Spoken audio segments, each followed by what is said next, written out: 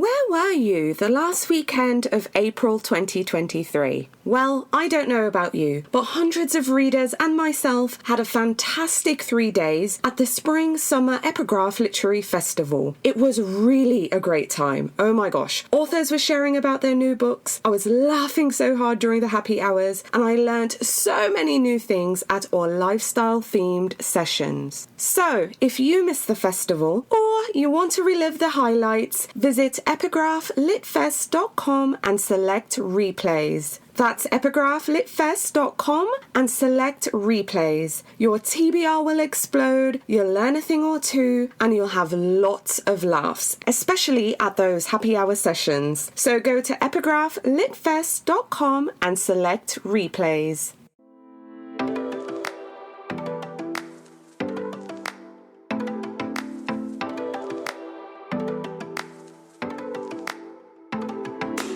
Hello, I'm Victoria from Biblio Lifestyle, and you're listening to the Reader's Couch podcast, the show that will help you bridge the gap between living a full and busy life to one where you're reading, learning new things, and having fun. Today on the couch, I'm so excited to welcome author Elvin James Mensah to talk about his debut novel, Small Joys. In Small Joys, we see how an unexpected friendship saves a young man's life. Our main character, Harley, is suffering from anxiety and depression, and his attempt on his own life is interrupted by his new flatmate, Muddy, who, unlike Harley, has an enthusiasm for life and finds joy in the small things around him, and that is something he tries to share with Harley. Now, readers, I really want you to know that though this novel starts in a really dark place, it's an incredibly hopeful novel that prioritizes kindness and compassion and love. It's a novel about chosen family, the winding road to happiness, the grace of second chances, and being our authentic selves. Now, in this episode, Elvin and I talk about so many things, from his inspiration to write this novel, to his moving to Cardiff, Wales, me encouraging him to visit Colwyn Bay, and Elvin sharing the 3 things that are giving him joy right now. Elvin also talks about his writing and reading life, and gives us book and bookstore recommendations, reading tips, plus lots more. I really enjoyed having this conversation with Elvin. I felt like I knew him forever. We had so much in common. So let's get into the episode, because I can't wait for you to listen to my chat with author Elvin James Mensah.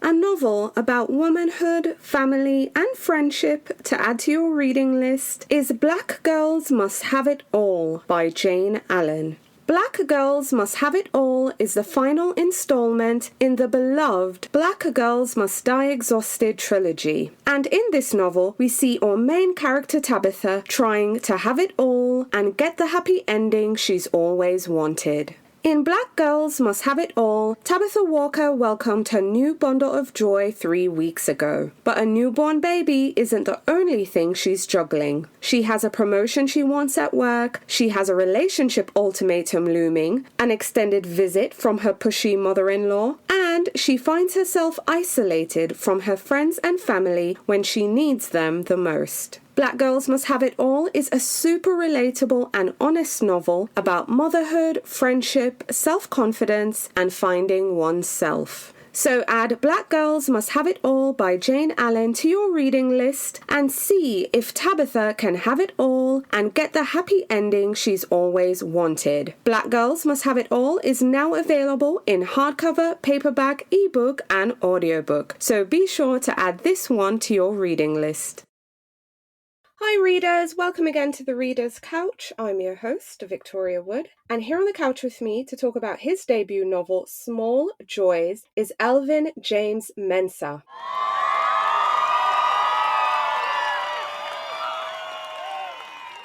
Hi Elvin, welcome to the Reader's Couch. Hi Victoria, thank you for having me. Yay, I'm so excited to have you here. I mean, on a scale of 1 to 10, this is your debut, Small Joys. How are you feeling? How excited are you? 10 plus. I can't tell you how chuffed I am. Like we had the book launch yesterday, and it was honestly the best night of my entire life. And I must have said that like 100 times throughout the night. but it was absolutely amazing. I felt like an actual celebrity. Like it was so good. Well, you are in our little world, book world, bookworms, readers. Yes, to us, you are a celebrity. I loved your book. I'm so happy it's out here. I love hearing that you had an amazing party. So that Oh, just makes it all the better. Good drinks, good food, good people. yes, and the outfit, I dressed purposely to feel as flamboyant as I possibly could. I wanted to be the most me I could. So I wore a massive faux fur coat and no shirt, loads of chains and leather trousers, and I felt absolutely amazing. Yes, love it, love it, love it. Here's the thing. I'm all about just being yourself and just showing up in the way that most represents you. And I mean, after all, that's kind of what your book is talking about, which is self-acceptance and being yourself. So, yes, I'm Yeah. here for it. Yes, 100%. So, Elvin, I want readers to hear it straight from you. Tell us about your book, Small Joys, and what can readers expect when they pick up your book? Okay, so Small Joys essentially centers around two main characters, Harley and Muddy. Harley, when we meet him, he's a young queer black guy down on his luck. He's just dropped out of university because of anxiety and depression. And when we meet him, he's contemplating taking his own life. And but that's when he meets my other main character, Muddy. He's the complete opposite to him. He's a guy that really treasures the small things in life, things like bird watching, nature walks, things like that. It's what really drives him. And what I was hoping readers would get out of the book, which is why I started writing it in the first place, was I wanted to feel like a warm hug despite the heavy subject matter. I wanted it to start in a really dark place and end somewhere really bright. Essentially, I just wanted it to be really hopeful. So that's really what I want readers to take away when they finish reading it. It's just a very intense sense of hope. Absolutely. And I think the title is also fitting, Small Joys. It's finding joys in the small things. It was 100%. incredibly hopeful. This is a book about friendship. I love the idea of just found family and just Oh, having yes. great friends. It's something I lean on personally in my own life. So yeah, it was just incredible to read it. But I want us to talk about the characters a bit. So Harley, again, the book is set in 2005. Yes. Harley, like you said, dropped out of college. He actually moves to a rural part of England. He's working, this kind of dead end job, and like you said, he's going through a lot. He's also estranged from his father, He which is. is also noteworthy. And like you mentioned, Muddy kind of intervenes and saves his life. But I want you to tell me a bit more about Harley. Also, it's very important to note he is Ghanaian. He's a black Yes. man. Yes. There is the burden of that as well, and it really affects Harley in a way. So I want you to tell us about Harley, who he is, where is he coming from before he even gets to this point. Okay, so Harley, as you said, he is a young queer Ghanaian black guy. Um, with Harley, the thing is, because his dad, he's a extreme on the extreme side of traditional African parent. He has such strict ideals about what like a man should be, or particularly what a black man should be, and because he's Harley's only parent, um, that's all Harley grows up being fed. So things like you shouldn't cry in front of other people, you shouldn't express joy too openly. There's a scene where they're in church together. It's a flash. Yeah, they're in church together, and the music's playing, and like the entire congregation, they're dancing, they're feeling the Holy Spirit and everything, and like Harley, tries to get into it, and his dad looks at him like, "What are you doing? Why are you dancing?" Um, so with Harley, he has long-term issues with masculinity, and his whole identity is just tied into what his dad has told him it should be. So when he goes to university, which obviously every parents, is usually what they want for want for their kids, like to go to university and succeed, and his whole identity is just it's tied in that. So when that fails, everything he's built his identity on just starts to fall apart, and the whole just the whole feeling of failure just sorts of just absorbs him. And because he doesn't know how else to be, he doesn't even in the sense of like just being a man, he just when his life starts to fall apart, he doesn't know what to do, so he kind of uses it, just kind of tries to look for a way out. Unfortunately, it's the wrong way out, but because his whole life is just molded by what his dad has told him to be, and when that fails, he only sees one unfortunate way out, and then that's when Muddy comes along and changes everything. And Mode is his flatmate, his roommate, and he intervenes. It's also noteworthy to say that Harley does attempt suicide a second time, and this time Muddy calls in reinforcement from their friends. I loved reading about the friend group. There's Chelsea, sorry, Finley, Noria. That it just you wrote just a beautiful friend group, and so tell me about this friend group and how they came to be. Okay, so with this particular friend group, I wanted them all to be have different relationships with Harley. So they're all friends with him, but their friendship works in different ways. So with Harley and Chelsea, who owns the flat he currently lives in and gives him the job, their friendship is, I don't mean this in a negative way, but it's kind of almost transactional in a way, Mhm. because they Chelsea gives tangible things to Harley, and like, shelter and work, but they're also friends. But because their friendship is built that way, Harley can't always confide in Chelsea with things related to mental health. And then when you compare that to, like, say, Harley and Muddy, it's there's no sort of, they're not providing each other anything monetary, or it's just um the thing that ties them together is just a need to be there for one another. So initially with Muddy, when he stumbles upon Harley, because Muddy is just he's a regular guy, and he's not like a mental health expert. So when he sees someone taking his life, or at least contemplating it, he tries to be there for him in a way he feels is in a way that feels that makes sense, in a way that a regular person would. So he he doesn't make a big deal about it.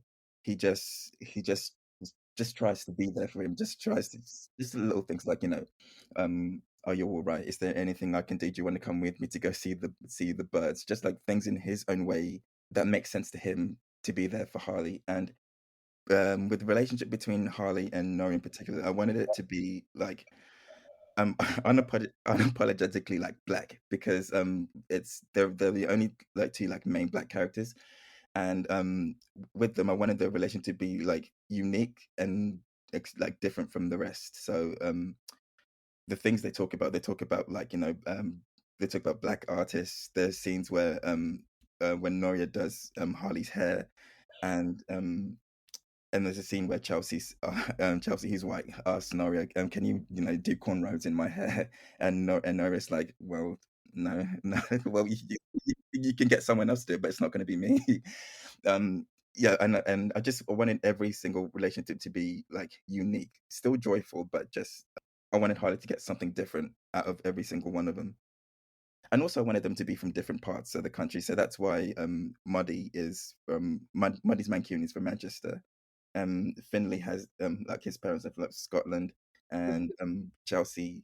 I actually don't remember if I actually said it in the book, but Chelsea's from Essex, and then Harley and Nora from Kent. Yeah, yeah, yeah.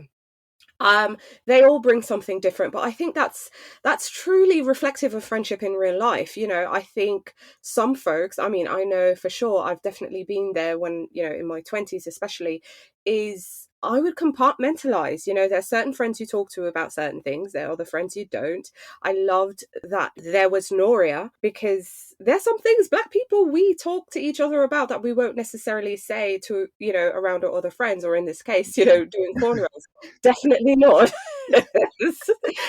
So I just love the authenticity to it, because it just felt incredibly real to me. But what I'm really curious about, Elvin, is what made you decide to tell this story, to start from such a very, like you said yourself, this dark place, but Okay. end up so, full of life with light and hope in the end. What was the inspiration? Okay, so let me take you back to 2018. So at that time, my basically my mental health was deteriorating. I've written a book. I wrote a book before this that didn't sell, and that book was like it wasn't me at all. It was like I was saying these books are really popular. I think I could write write this particular book and try and make it. And I got as far as getting an agent with it, but it didn't sell. So when that didn't sell, I was like, okay, now I have to just do something that's I don't have anything to lose. I just have to write something that's like from the heart. And during that time, I went into like a very, very deep depression. It was really awful, and I was basically looking for some sort of way out. Um, so with Harley and his friendship group at the time, I didn't have that. I didn't meet who I call my best friend now, like years later. And when I started writing Small Joys, I was basically just trying to give myself things I wish I had. So I just and it was literally like titled just small things. Like I wanted someone people in my life who my well-being was a concern, who just prioritized like kindness and just little things that I needed in my life that I didn't have. And the first draft of the book, because I was so miserable while I was writing it, the whole thing from beginning to end was just misery the whole way through. Like there was no like light or light at the end of the tunnel at all, because it was that's just how I was feeling. And so when I sent it off to my agent, she read it and she was like, "Okay, you can have the darkness, but when a reader picks this up, they're gonna want to have some hope, and then they're gonna want to have some sort of light at the end of the tunnel." And then when I got the edits back, I was like, I mean, that's what I want for myself too. Obviously, it can't be this dark. And that's when I started. That's when like Muddy came along because he wasn't in the first draft at all. I was like, if I'm gonna have someone this depressed, this sad, going through all this trauma, I'm gonna need someone who brings enough light to balance that kind of stuff out. So essentially, I wrote it just because I was trying to make myself feel better. Wow. I mean, that, to kind of hear that, that's your true story. That is just so incredibly powerful, but also just brave. I mean, in the end, now, especially coming right off the heels of such an amazing launch party to a book that you were in such a really dark place. I mean, it's like transcending two different worlds. Oh my God, yes. I think actually I think I even said that in the speech because I said because I was such a horrible place writing it, and like it's amazing to me that this is where I'm at now. But especially even yesterday, I was standing in a room full of everyone who were there just because they were happy for me, just because they cared about my well-being, my success, all of that. And to see the like the contrast of how why this book even was written in the first place to now, it's honestly, I can't describe to you. It's like it's truly amazing. I even now I feel completely on cloud nine. I'm so happy. I can't even imagine. I mean, as a reader, I've never spoken to you a day before now, nothing at all, zero. And I was reading this book, and, again, it started in such a dark place, it ended with light. But now hearing your story, like where this started and, where you are now, I'm talking to you the day after your launch party. It's almost like you, even without knowing it, in that time, it was almost like writing your life in a way, So it started one way, but it turned out completely different. I'm so happy to hear you're on the other side. I'm Thank so happy you found, the friends and the support, and I mean, now you've achieved this level of success, which is just wild. So, all the congratulations to you. thank you so much. Okay, so what are three things? This is going completely left. Your book is called Small Joys. Tell Yes. me three things right now that are small joys in your life. Okay. First thing is I never used to do this. I never used to do this. It was because I went during lockdown. I went for such a long period of never leaving my house. So now, like taking a walk, taking a walk when the weather's nice, like, and because I didn't do that for so long, is a small joy for me. Um, the second thing is um I recently moved to Wales after we came out of lockdown because I just wanted the opposite of London. I was kind of like I just needed peace. and Wales, moving to Wales gave me that. Cardiff.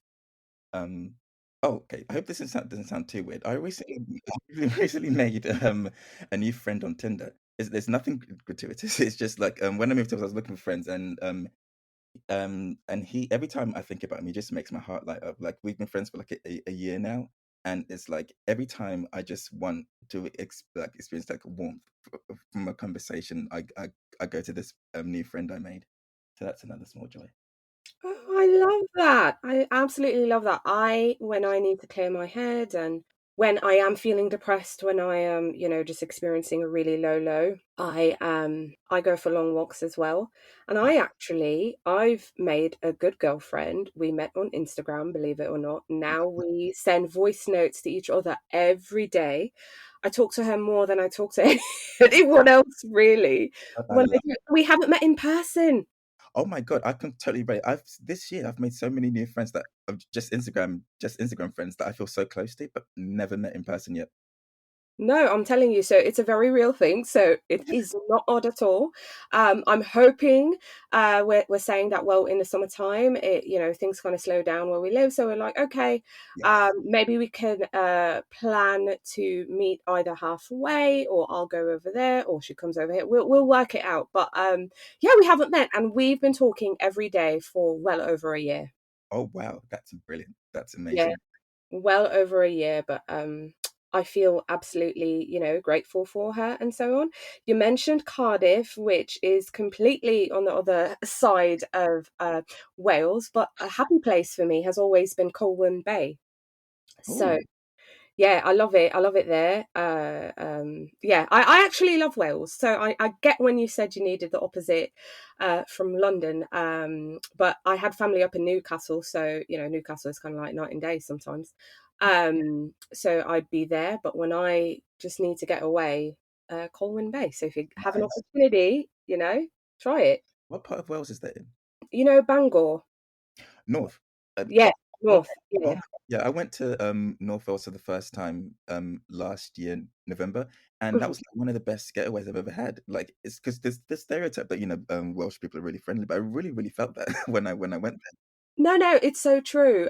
So it's I don't know my directions, north, south, west. So it's east of Bangor, right on the coast. It's just beautiful. I love walking along the prom, it's there. nice. It's just different. I do like it down south, Brighton and so on, but Yeah, I do prefer I don't know, prefer Colwyn Bay. I just do. nice. But they are friendly, and folks up north are friendly too. So if you ever go up like Newcastle, that kind of area, they are friendly. Oh They my they So before I moved to Wales, so it was it's gonna sound like a joke when I tell you, but because at the time I was working from home, so I had the option to like move anywhere I wanted. So Mhm. like I typed in the happiest place in the UK. What did you get? I've never done that. So I typed that into Google, and then I found a Reddit thread, and people were like listing like places they thought were happiest place in the UK, and the places that kept coming up the most were Edinburgh and Cardiff. And I thought, well, I have nothing to lose, and Cardiff was and Edinburgh was too expensive, so I thought, Yeah. okay, Cardiff, and then I just went. And then the first time I visited was when I was interviewing for the house that I currently now live in. Wow, that is wild. But I've never thought to do that. I'm jealous in a way. I'm like, why didn't I do that? No, that is smart actually. It's funny because like, further north you go, the weather, it's not so nice. It's Yeah, really dark and whatever. But the folks are so friendly. So Edinburgh, I can see that for sure. But you're right, Edinburgh is expensive. It is. So for me, like I say, I had family up there anyway, so it was just Newcastle just kind of worked, and I love Edinburgh, I love Cardiff, but next time you go up on the north side, check out Colwyn Bay, even if it's just for a little bit, like a weekend um, or something. these days I'm all about exploring. I will definitely put that on the list of places to go. Yes, amazing. All right, so if you could tell your younger writing self anything, now that Small Joys is here, I actually appreciated your honesty about just saying that, well, I saw what everyone else was writing. I was like, okay, well, I can write that. And it didn't sell. And then you just decided to put you and just everything. in a book, and now it's here. And also, and this is noteworthy, this book is now here in America. There are many folks publishing books in the UK, and I actually had an interview with a wonderful author. It was her 13th book, and it was the first book that came to America. Oh So, wow. yep. So you did it on book one. Your book is here. You know, it's in the States. Obviously, it's in the UK as well. If you could tell your younger writing self anything, what would you tell him? Believe in yourself. Like, I know it sounds cheesy, but that's exactly what I wasn't doing. And because right now I feel so validated every time someone, because when people read it, they DM me about how they felt while they were writing it, and it always makes me feel so validated.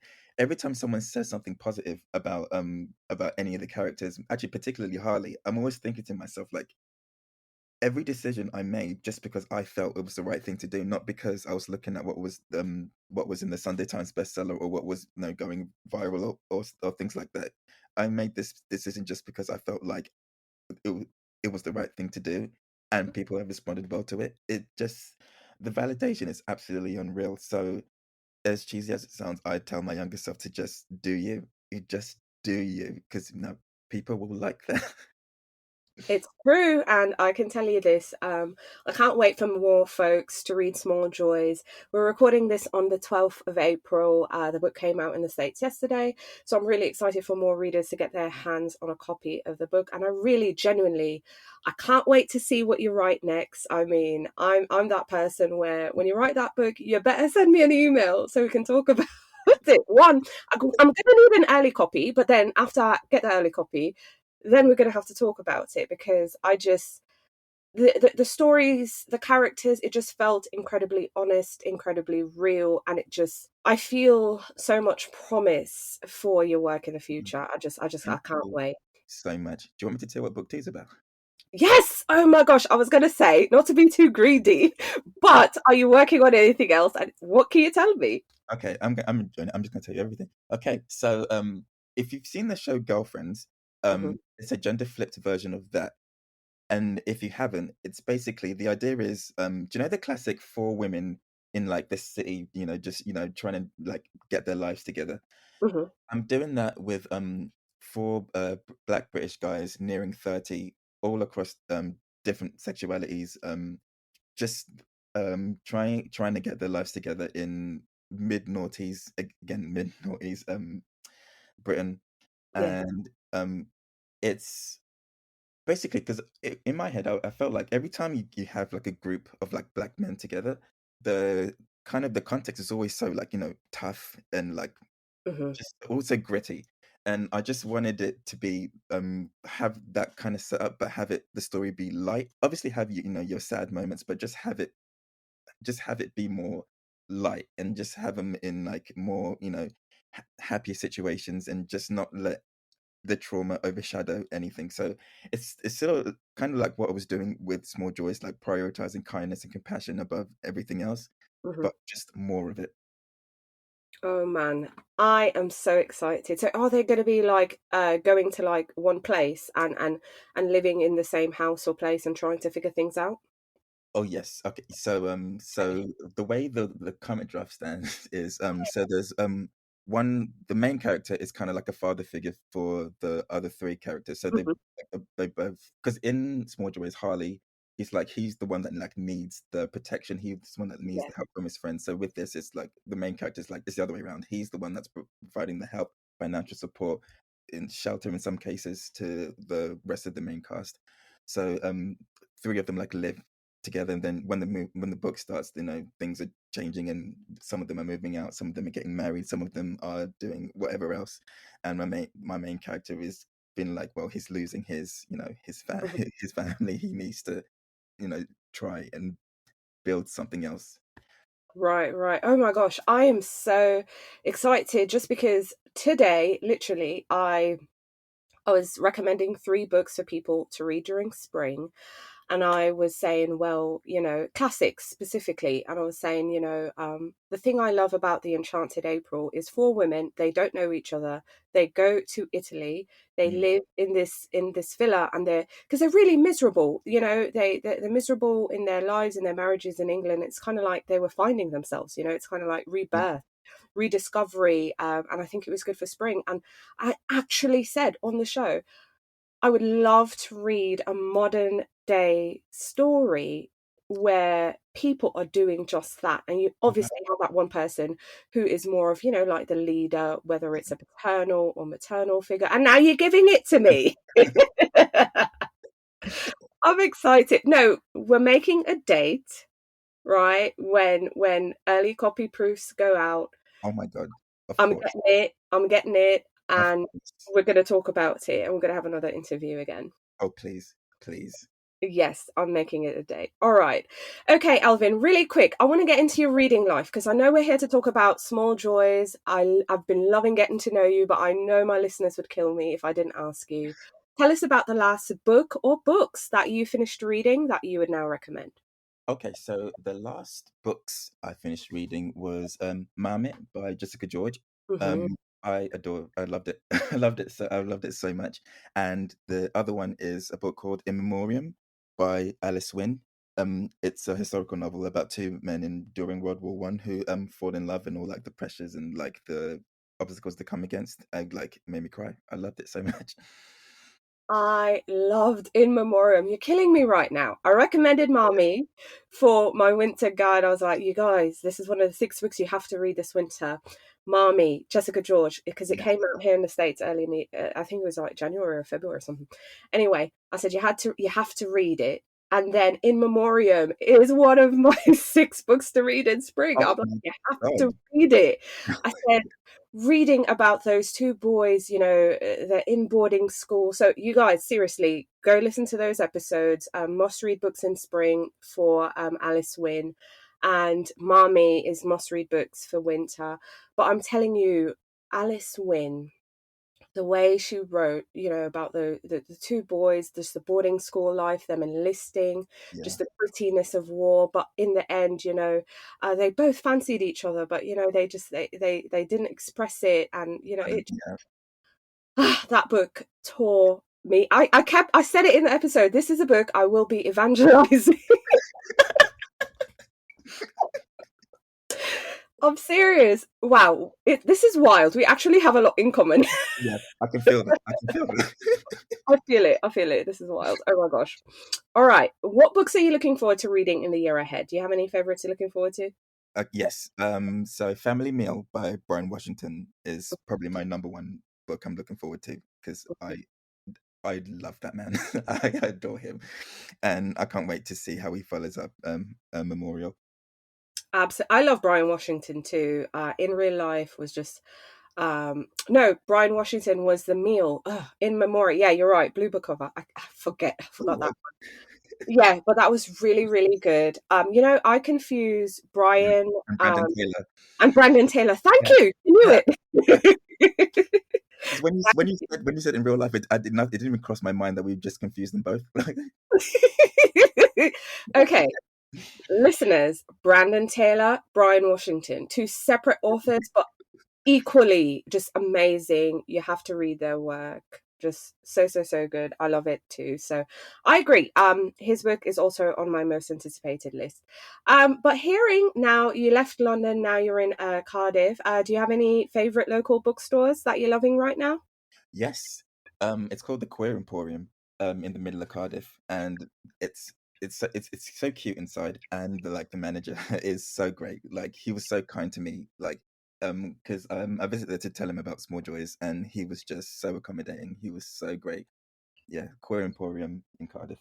Amazing. All right. So, kind of wrapping things up together. And I mean, I know I kind of gathered this throughout the episode and just talking to you. But how do you want readers to feel after reading Small Joys? What are some of the reactions you're hoping for, or just some of the thoughts you're hoping readers might have after they've turned the last page?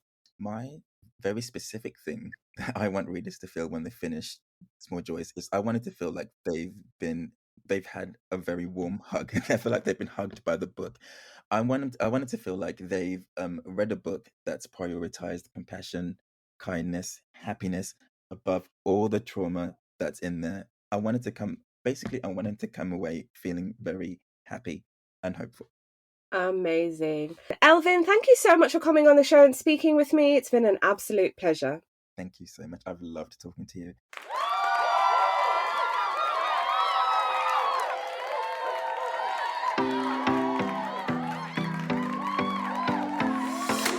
Thank you so much for listening to the Reader's Couch podcast. Please subscribe to the show, share it with a friend, and take a few seconds to leave a rating and review. Until next time, stay lounging, stay reading, and whenever you're in doubt, go straight to your local bookstore or library.